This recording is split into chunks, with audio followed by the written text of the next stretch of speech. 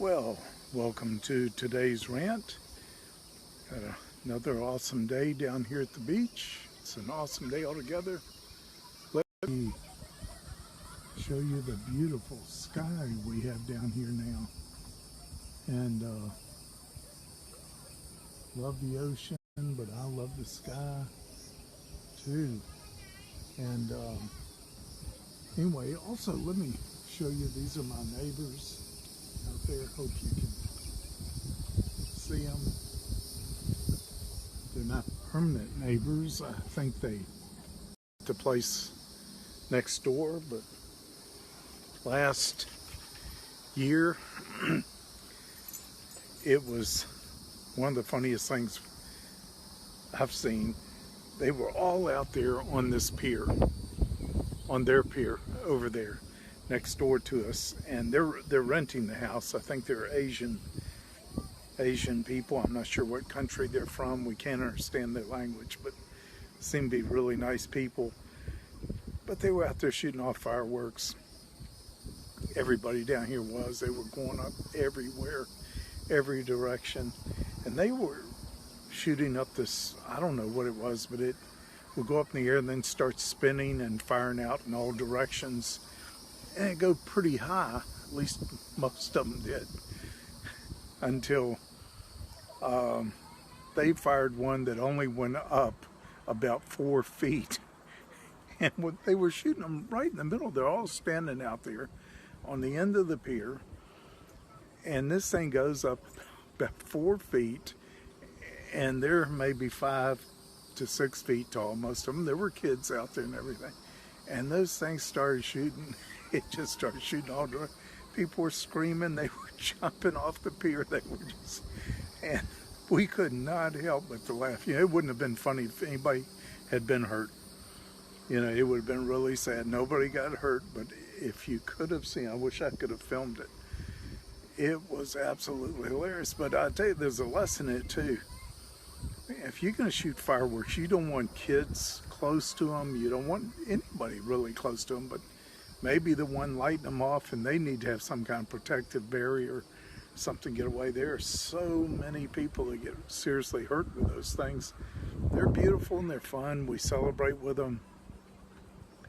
But that showed us all last year something we're not going to do. Well, also tonight we're going to see some national fireworks, without doubt, with Trump's naming of his Supreme Court nominee. And I hear a lot of conservative pundits saying on TV that they think of the 4 finalists Trump obviously is going to choose from, that they're all really great conservative choices. That's not what I'm hearing from my conservative friends. You know, 3 of them they really do not want.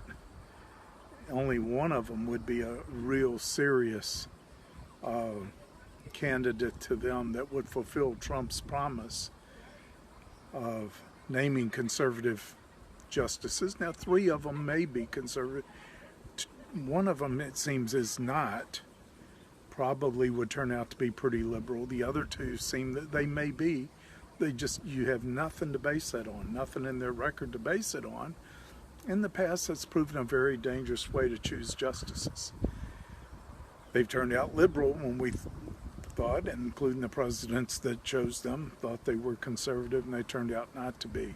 Of course, the one everybody wants is Amy Barrett, and who has a clear track record, a clear vision of what she thinks is justice and constitutional, and she's, without question, it seems, a strong conservative, not an extreme, you know, but strong, and strongly pro-life. And I think that's, you know, what we need to unashamedly go for. The Democrats are going to go nuts over anybody who's chosen. Anybody. So it doesn't matter who jumps. I hope he doesn't cave one bit to that pressure from the left. Hope nobody does. It's gone so far off the rails, so far out of bounds, that it's hurting them more and more. They're losing traction. They're losing the American public. Who would have ever thought at this stage of the game that Trump's going to have an approval rating of 50%? It's higher than Obama's and higher than most presidents at this stage of their presidency.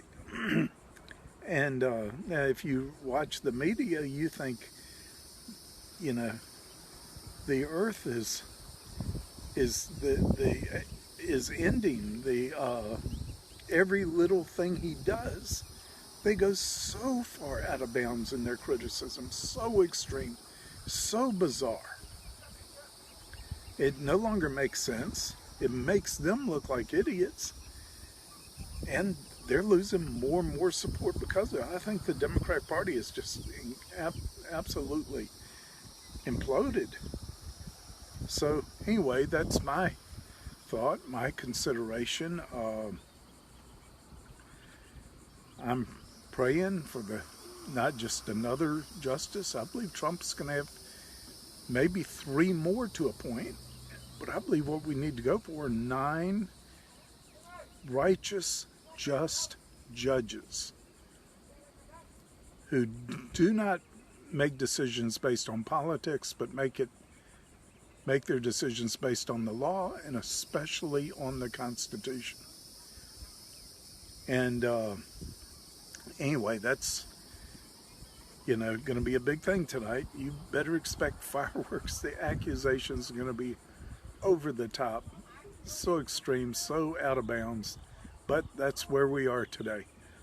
Now, in the kingdom, I think there's, I've been up here holed out, mostly staying here. I haven't even been to the beach yet, believe it or not.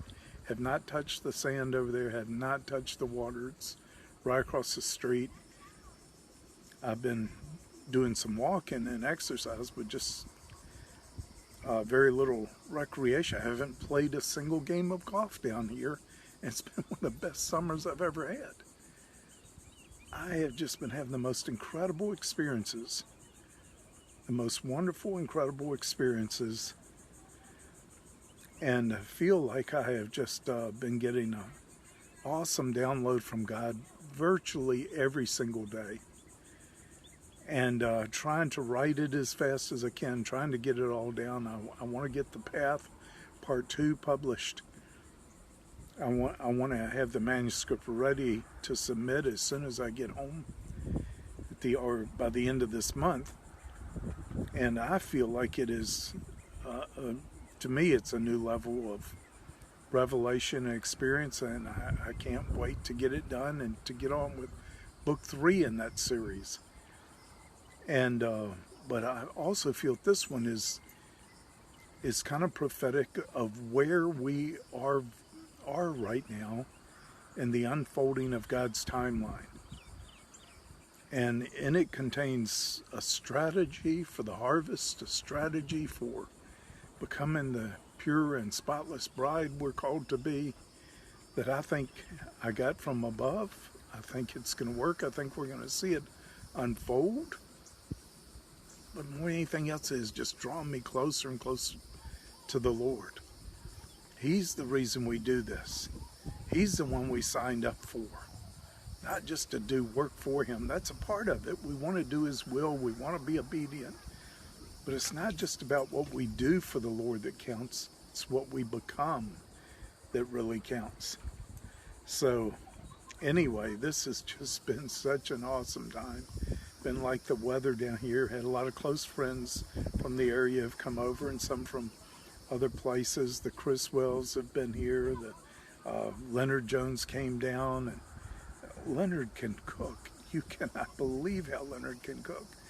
And he's not just one of the best musicians in the world. I'm beginning to think he's one of the best cooks in the world.